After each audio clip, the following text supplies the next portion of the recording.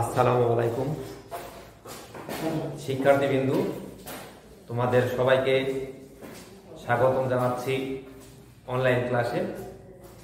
আজকে আমি অষ্টম শ্রেণীর সাধারণ বিজ্ঞান থেকে অধ্যায় সপ্তম, এখান থেকে আমি বস্তুর ভর এবং ওজন সম্পর্কে আলোচনা করব। তো বস্তুর ভর এবং ওজন সম্পর্কে আলোচনা করতে গিয়ে আমি প্রথমেই বস্তুর ভর এবং ওজন কাকে বলে এবং এদের মধ্যে পার্থক্য নিয়ে আলোচনা করতেছি।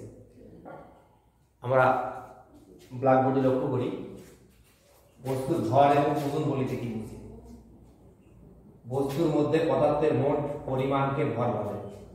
বস্তুর মধ্যে পদার্থের মোট যে পরিমাণ থাকে সেটাকে বস্তুর ভর বলে। আর ওজন কাকে বলে? কোনো বস্তুকে পৃথিবী যে বল দ্বারা তার কেন্দ্রের দিকে টানে তাকে বস্তুর ওজন বলে। অর্থাৎ অভিকর্ষ বল যেটা, সেটাই হলো বস্তুর ওজন। কোনো বস্তুকে পৃথিবীর উপর রাখলে যে বল দ্বারা পৃথিবী তার কেন্দ্রের দিকে টানে তাকে বস্তুর ওজন বলে। এটা হলো ভর এবং ওজনের মধ্যে সংজ্ঞা। এখন বস্তুর ভর এবং ওজনের মধ্যে যদি আমরা পার্থক্য লক্ষ্য করি, বস্তুর ভর এবং ওজনের মধ্যে পার্থক্য, তাহলে আমরা কি দেখতে পাই? তাহলে এক নম্বর পার্থক্য আমরা দেখতে পাচ্ছি, সংজ্ঞাটাকেই এক নম্বর পার্থক্যে আমরা নিয়ে আসতে পারি।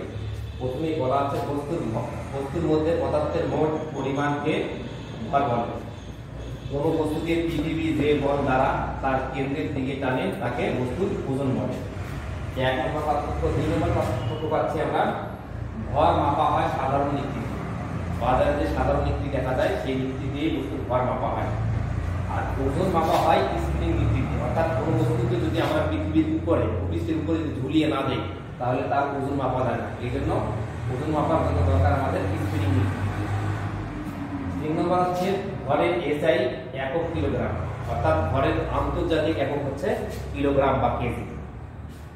আর ওজনের এসআই একক নিউটন। ওজনের আন্তর্জাতিক একক হচ্ছে নিউটন। স্থান ভেদে ভরের পরিবর্তন হয়। স্থান ভেদে ভরের পরিবর্তন হয়, সেটা আমি আরো পরে আলোচনা করতেছি। স্থান ভেদে ভরের পরিবর্তন হয় না। স্থান ভেদে কোনো ভরের পরিবর্তন হয় না, এটা পরে আলোচনা করব। আর স্থান ভেদে ওজনের পরিবর্তন হয়।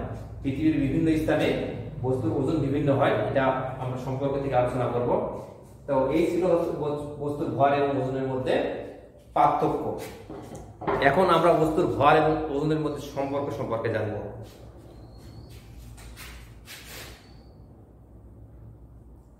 বস্তুর ভর ও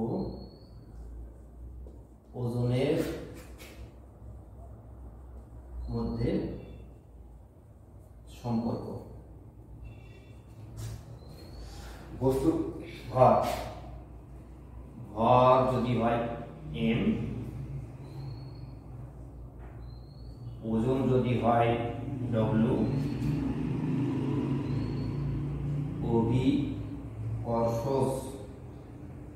অভিকর্ষ ত্বরণ যদি হয় g, তাহলে আমরা লিখতে পারি w সমান mg। অর্থাৎ বস্তুর, এখানে আমরা দেখতে পাচ্ছি বস্তুর ভর যদি হয় m, ওজন যদি হয় w এবং অভিকর্ষ ত্বরণ যদি হয় g, তাহলে আমরা পাবো বস্তুর ওজন সমান mg। অর্থাৎ বস্তুর ভরকে যদি আমরা অভিকর্ষ ত্বরণ দ্বারা গুণ করি তাহলে বস্তুর ওজন পাওয়া যাবে। তো অভিকর্ষ ত্বরণটা কি? অভিকর্ষ ত্বরণ হচ্ছে অভিকর্ষ বলের প্রভাবে বস্তুর যে ত্বরণ হয় তাকে অভিকর্ষ ত্বরণ বলা হয়। অভিকর্ষ ত্বরণ একটা ধ্রুব সংখ্যা, স্থান ভেদে এর মানের পরিবর্তন হয়। যেহেতু স্থান ভেদে এই অভিকর্ষ ত্বরণ জি এর মানের পরিবর্তন হয়, সেক্ষেত্রে স্থান ভেদে ওজনেরও পরিবর্তন হয়। অর্থাৎ ভূপৃষ্ঠে কোনো বস্তুর ওজন সবচাইতে বেশি। ভূপৃষ্ঠ থেকে কোনো বস্তুকে যত উপরে নিয়ে যাওয়া যায় ততই জি এর মান কমতে থাকে, অর্থাৎ অভিকর্ষ ত্বরণের মান কমতে থাকে। আর যার কারণে ওজনের মানও কমতে থাকে। ভূপৃষ্ঠ থেকে যত নিচে যাওয়া যায় ততই অভিকর্ষ ত্বরণের মান কমতে থাকে, জি এর মান কমতে থাকে, যার ফলে ওজনও কমতে থাকে। আমরা যদি লক্ষ্য করি, পৃথিবী গোলাকার, কিন্তু উত্তর এবং দক্ষিণে কিছুটা চাপা। এটা উত্তর মেরু এবং দক্ষিণ মেরু। এই উত্তরে এবং দক্ষিণে কিছুটা চাপা। এখানে চাপা হওয়ার কারণে এখানে পৃথিবীর ব্যাসার্ধ কম, মেরু অঞ্চলে পৃথিবীর ব্যাসার্ধ কম, সে অঞ্চলে জি এর মান বেশি, তাই এই অঞ্চলে বস্তুর ওজনের মানও বেশি।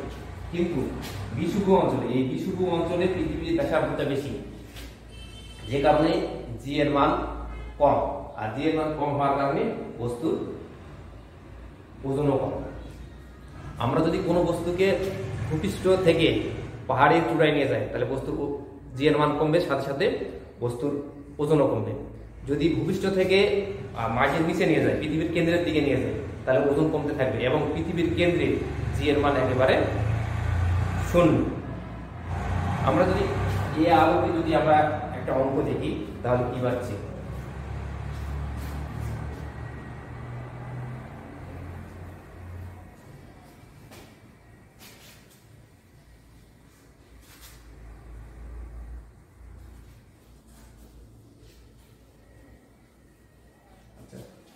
কোন বস্তুর ভর 10 কেজি, তাহলে পৃথিবীতে বস্তুটার ওজন কত?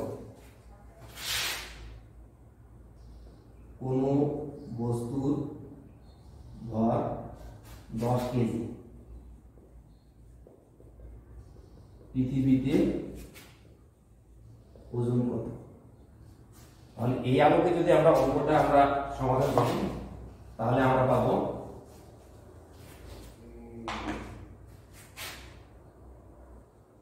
দেওয়া আছে বস্তুর ভর সমান 10 কেজি, ভর m সমান 10 কেজি। আমরা জানি অভিকর্ষ ত্বরণ,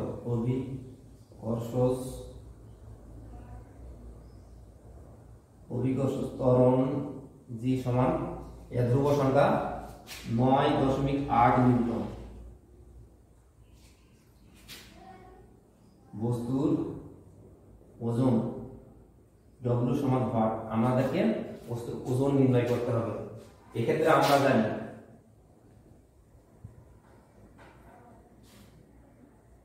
আমরা জানি W সমান mg, অর্থাৎ আমরা জানি বস্তুর ওজন সমান ভর গুণন অভিকর্ষ ত্বরণ। এখানে যদি আমরা মান বসে দিই 10 কেজি গুণন 9.8 নিউটন, তাহলে আমরা পাবো 98 নিউটন। এভাবে বস্তুর ভর জানা থাকলে আমরা সহজেই বস্তুর ওজন নির্ণয় করতে পারবো। এখন যদি এরকম প্রশ্ন আসে যে কোনো বস্তুকে কোন রকেটে করে চাঁদে নিয়ে যাওয়া হলো, তাহলে চাঁদে নিয়ে গেলে বস্তুর ভর কি হবে এবং ওজন কি হবে? ধরে নেই কোন বস্তুর ভর 60 কেজি, কোন বস্তুর ভর হচ্ছে 60 কেজি,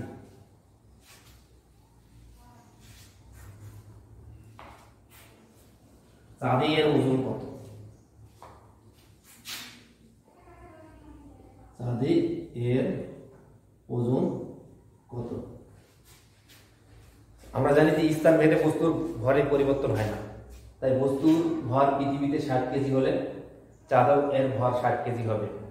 আর যদি বস্তুটাকে আমরা চাঁদে নিয়ে যা যদি ওজন নির্ণয় করতে চাই তাহলে বস্তুটাকে আগে পৃথিবীতে ওজন নির্ণয় করতে হবে। পৃথিবীতে বস্তুর ওজন, তাহলে আমরা জানি ওজন সমান mg, এখানে m আছে 60 কেজি আর g এর মান হচ্ছে 9.8 নিউটন।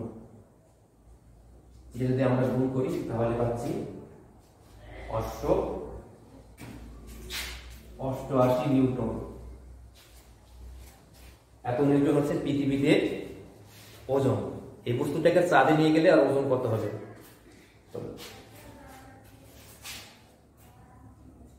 চাঁদে কোন বস্তুর ওজন সমান পৃথিবীতে ওজন গুণন 1/6। বস্তুটার পৃথিবীতে কি পরিমাণ ওজন ছিল এটাকে যদি আমরা 1/6 দিয়ে গুণ করি তাহলে চাঁদে বস্তুটার ওজন পাবো। পৃথিবীতে আমরা বস্তুটার ওজন পেয়েছি 588 নিউটন। এটাকে আমরা 1/6 দিয়ে যদি গুণ করি, 6 দিয়ে যদি ভাগ করি, তাহলে পাবো 98 নিউটন। এত নিউটন। তাহলে যদি পৃথিবীতে বস্তুর ভর দেওয়া থাকে, তাহলে এই ভরটাকে আগে ওজনে পরিণত করতে হবে। ওজনে পরিণত করার পর এটা যদি আমরা চাঁদে আর ওজন নির্ণয় করি, তাহলে পৃথিবীর ওজনকে 1/6 দ্বারা গুণ যদি করি, তাহলে চাঁদের বস্তুটা ওজন নির্ণয় করতে পারবো। এভাবে যে কোনো সমস্যা যদি দেওয়া থাকে ভর আর ওজনের মধ্যে, তাহলে এই সম্পর্ক থেকে আমরা এই সমস্যাগুলোর সমাধানও করতে পারবো। তো তোমরা নিশ্চয়ই এটা বুঝতে পারছো যে বস্তুর ভর এবং ওজন, এদের মধ্যে পার্থক্য, এদের মধ্যে সম্পর্ক, কিভাবে পৃথিবীতে ভর নির্ণয় করা হয়, কিভাবে ওজন নির্ণয় করা হয় এবং চাঁদে কিভাবে ওজন নির্ণয় করা হয়। তো এই সম্পর্কটা থেকে তোমরা বাকি সমাধানগুলা বা যে কোনো সমস্যার সমাধান করবে। তোমাদেরকে সবাইকে ধন্যবাদ জানিয়ে শেষ করতেছি। তোমাদের সবাইকে ধন্যবাদ।